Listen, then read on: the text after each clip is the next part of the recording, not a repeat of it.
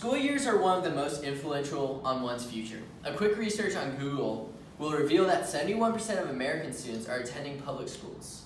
How many of their parents do you think had a choice in this decision? This leads into the topic of today, school choice. Even our most notable CSU alum, Tim Scott, is a proponent of school choice. Growing up homeschooled, I had some added benefits, a personal tutor, an active family influence in my education, and most importantly, I was taught by someone who truly cared about my well-being. For many, however, this is not the case. I care about school choice because I believe everyone deserves an opportunity to succeed, but not everyone will have the ideal circumstances to do so.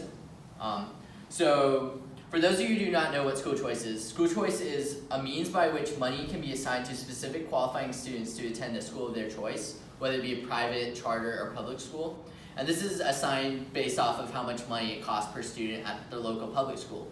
So the money is assigned to the student and not the school where the student would attend. So the money would go to the student and it would follow the student instead of just going directly to the public school. So it gives them a free choice of financial freedom, so they don't have to worry about if they leave the public school that they have to pay the extra tuition for the private school. So my three main points are: parents have a more active role in children's education. Schools have to compete to acquire students, which elevates performance of schools. And opposition to school choice, say, it disadvantages the poor and disabled. So parents have a more active role in the children's education.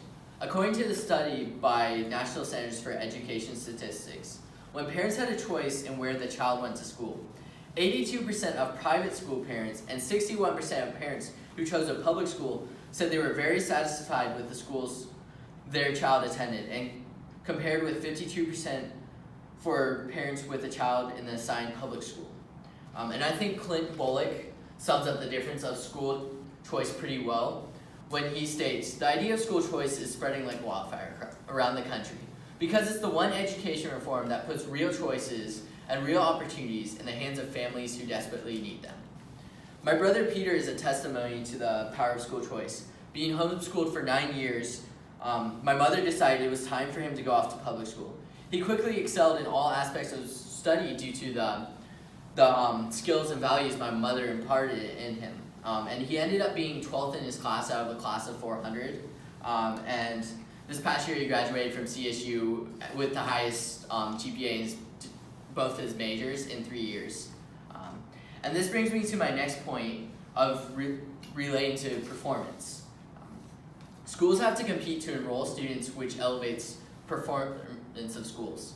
A study by Figlio and Hart on adding school vouchers into an underperforming school district in Florida indicates that when there was the added competition among public and private schools, there was an overall improvement for the public schools in general. So when vouchers were around, even the public schools benefited. It didn't drag them down with it. In addition to this, the man who came up with the idea of school choice was a Nobel Peace Prize winning American economist, Milton Friedman. And the school choice argument is not without its dissonance. Some may have heard it said that school choice disadvantages the poor and disabled, while it only adds to the education gap with the middle and upper classes. And a few counterpoints to this would be vouchers are made more often to those with disabilities and the poor, and this frees up disadvantaged kids to attend schools that are a better fit for them as opposed to relying only on geographical location. And my sister has autism, and being homeschooled helped her acquire the proper care she needed, which she would not have gotten in our local school district.